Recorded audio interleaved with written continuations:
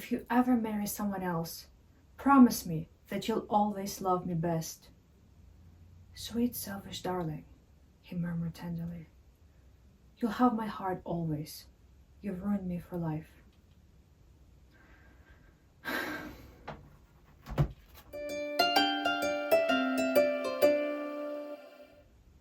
Hi guys, I hope you're doing great today. I'm here with a beautiful, heart-shattering book once again. This is a book that's affected me pretty deeply emotionally, and very likely it is going to make you cry. So if you are into that, stay with me and let's talk about, again, the magic. First of all, what you need to know about this book: this is a prequel novel to the Wallflowers series. I have not read the series yet. I'm starting with the prequel, and this book actually contains two stories. First of all, we have the story of McKenna and Aline, and then we have the story of Gideon and Olivia. Now, they are two drastically different stories of two sisters, Olivia and Aline. Each one of them gets to experience a deep love, and for each one it's different. I really enjoyed how the book combined two stories, so we get to see them happening almost simultaneously.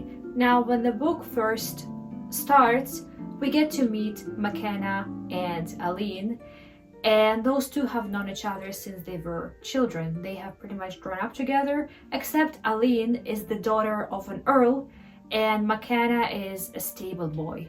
They are of two very different social classes and they can never be together, but they spend their whole childhood together, and when they grow up, they fall deeply in love. Aline makes it clear to McKenna that she doesn't want anyone else. She wants to only be with him. And now he is the rational one in that relationship, in that regard, that he says that we cannot be together, no matter how we may want to, but we are from two different social classes. You were raised to marry someone of the same social class. However, they continue spending time together. They share certain intimacies. They kiss, they touch each other, even though McKenna doesn't really see hope for their future. And neither does Aline, I think. They just want to make the most out of the time that they do have together until Aline has to go out into the society looking for her husband. And then something bad happens. Someone tells Aline's father that Aline and McKenna were kissing. So the father is furious and he tells her that, hey, well, I'm throwing the stable boy out. And of course Aline is devastated, and the only thing she can do is beg her father to ensure that McKenna will have a good position somewhere else so he can continue working, so he can have a job.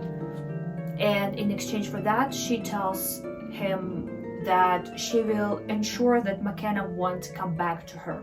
And in order to ensure that, she tells McKenna that she never actually loved him, and that she actually is now ready for someone of her own class, that they can never be together, and she always realized that, and she just wanted to have some fun, gain some experience, and now she's ready to move on. And McKenna believes her. He's devastated. And this moment just shows how deeply she loved him, because she knows that in order to make sure he doesn't come back and gets in trouble with her father, she has to make sure he believes she does not want him. Let me read you the moment he left, just so you can understand how she was feeling in that moment. Aline watched him hungrily through the painted bars, knowing that she would never see him again. "McKenna," she whispered.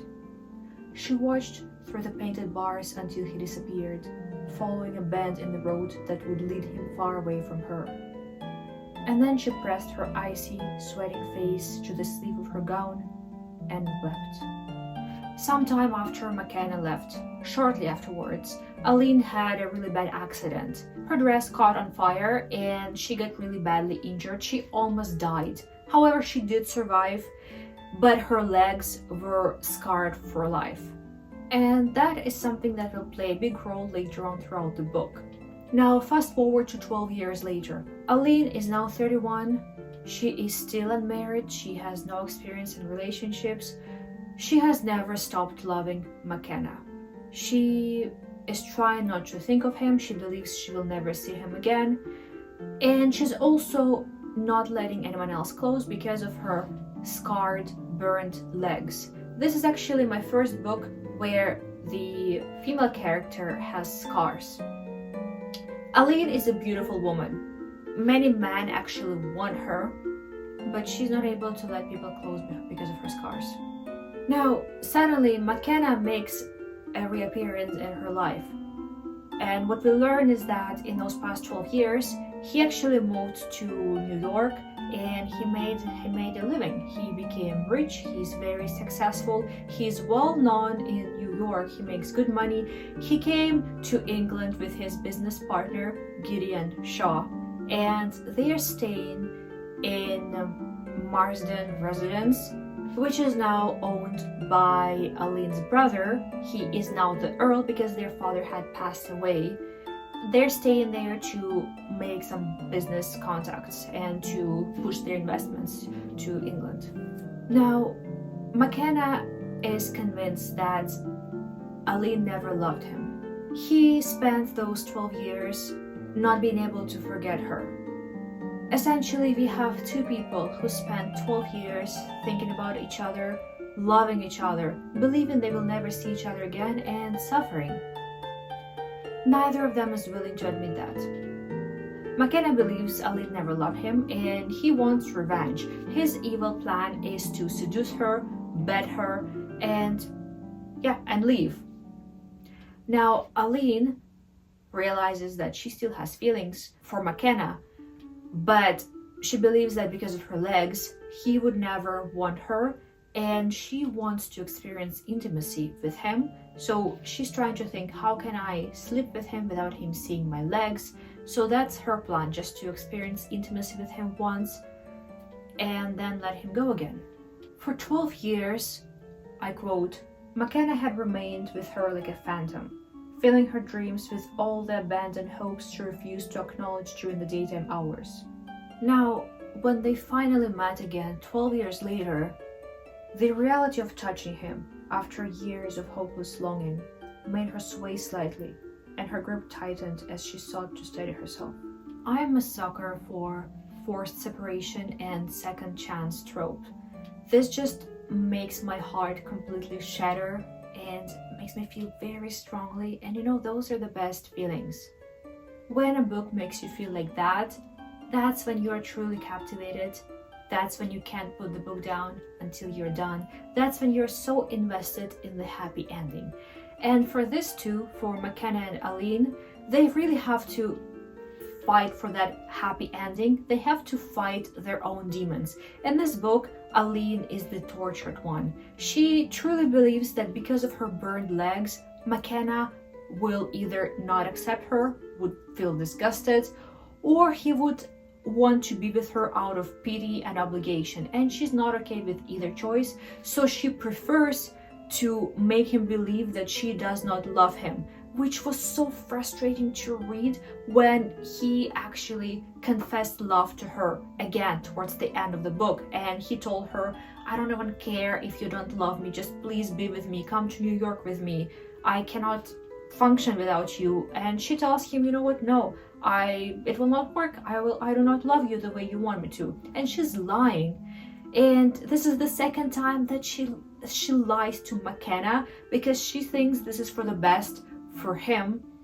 And it was just heartbreaking to see that. However, those two do find their happy ending, and we get that moment of tension at the end when McKenna is about to leave for New York, and Aline and her brother actually rush in a carriage to the docks to make sure to catch him, and McKenna is already on the ship, so there's that tension. Are they gonna make it on time? Is McKenna gonna want to listen to Aline?